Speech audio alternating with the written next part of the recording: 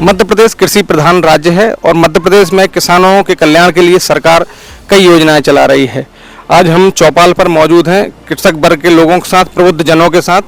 किसान कल्याण के लिए सरकार की योजनाएं कितनी असरदार हैं, उनका ज़मीनी क्रियान्वयन कैसा है और कृषक वर्ग को उसका कितना लाभ मिल रहा है, इस पर चर्चा करेंगे। जी नमस्कार। राम राम। जी राम राम।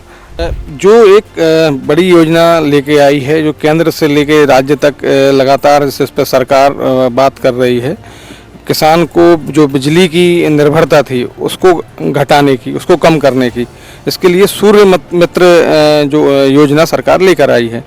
इस योजना से किस तरह से बदलाव आएगा? जो किसान की सबसे बड़ी समस्या होती है बिजली, खासकर रबी सीजन में, तो ये योजना किस तरह से असरदार होगी और इसका किस तरह से इम्पैक्ट होगा?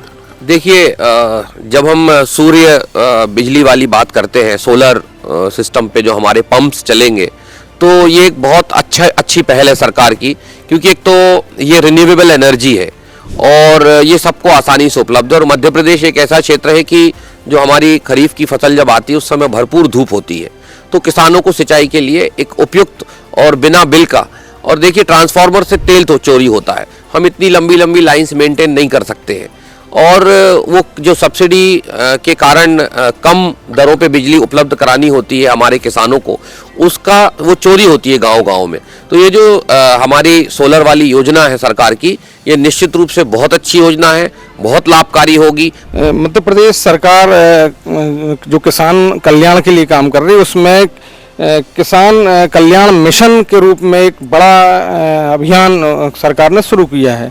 इसमें किसानों को वैकल्पिक खेती की ओर ले जाने के लिए सरकार के द्वारा उपाय किए जा रहे हैं। सरकार बागवानी और अपनी जो वैकल्पिक फसलें हैं, व्यावसायिक फसलें हैं, उनकी तरफ किसान को ले जा रही है।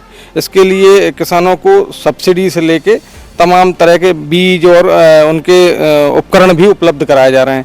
क्या मानते हैं, किसान परंपरागत खेती से हटकर व्यावसायिक खेती की तरफ जाएंगे तो किस तरह से बदलाव आएगा? बागवानी और ये फसलें, छोटे छोटे किसान हैं जो, वो ठीक है करें, लहसुन की खेती करते हैं तो वो करें, और बागवानी भी करें, फूल माल बगीचे लगाएं, फुलवाल लगाएं।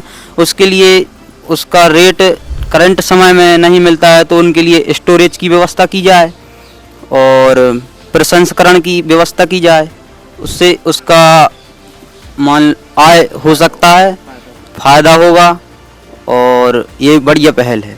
प्रधानमंत्री नरेंद्र मोदी के नेतृत्व में देश आगे बढ़ रहा है, किसानों के लिए काम कर रहा है। मध्य प्रदेश में भी इस पर काम हो रहा है। हाल ही में किसान कल्याण के लिए, किसानों के मार्गदर्शन के लिए, किसानों को खेती की अपडेट जानकारी के लिए और उनको समय समय पर जो खाद, बीज, उन्नत किस्मों की जानकारी देने के लिए केंद्र बनाए गए हैं, किसान समृद्धि केंद्र बनाए गए हैं, जो सूचनाओं का आदान प्रदान करते हैं और किस समय पर किसानों को क्या करना चाहिए इसकी जानकारी भी देते हैं। क्या मानते हैं, इस तरह के केंद्र और जो आधुनिक तकनीक है वो किसानी के लिए फायदेमंद है, किसानों के लिए लाभ पहुंचाएगी? जी, ये बहुत अच्छी पहल है और इससे किसानों को बहुत ज़्यादा जानकारी भी मिलेगी। बस अगर किसान को और ज़्यादा ये कॉल सेंटर खुलना चाहिए और इससे उनको अच्छा परामर्श मिलना चाहिए, ताकि वो अपनी खेती को और बेहतर तरीके से कर सकें। किसान को सीधे तौर पर समय पर जानकारी मिले, अच्छे खाद बीज की उनको समझ दी जाए, उनको जागरूक किया जाए, तो निश्चित ही देश का किसान खुद समृद्ध होगा और इसका जो असर प्रदेश की तरक्की के रूप में भी सामने आएगा।